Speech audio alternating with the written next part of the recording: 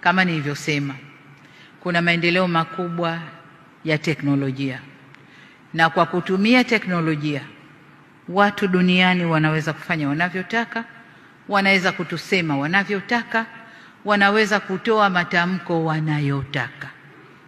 Niwaombe, katika matamko yanayotoka ni vyema wizara na vyombo vyetu vya ulinzi na usalama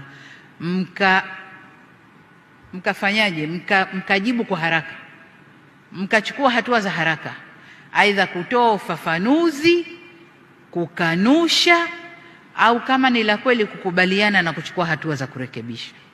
Lakini tusiwe shamba la bibi kwamba kila mtu anaweza kuja akasema nalo litaka, lipo Tanzania halipo, watu wakajisemea tu.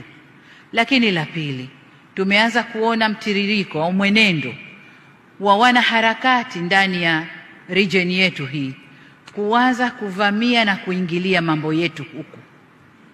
Sasa kama kwao wameshadhibitiwa, wasije kutuharibia huku.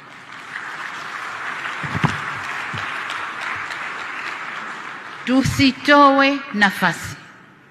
Walishaharibu kwao, walishavuruga kwao. Nchi iliyobaki haijaharibika. Watu wako na usalama na amani na utulivu ni hapa kwetu. Kuna majaribio kadhaa. Niwaombe sana vyombo vya ulinzi na usalama na nyinyi wasimamizi wa sera zetu nje kutoa nafasi kwa watovu wa adabu wa nchi nyingine kuja kutovuka hapa kwetu. Hapana.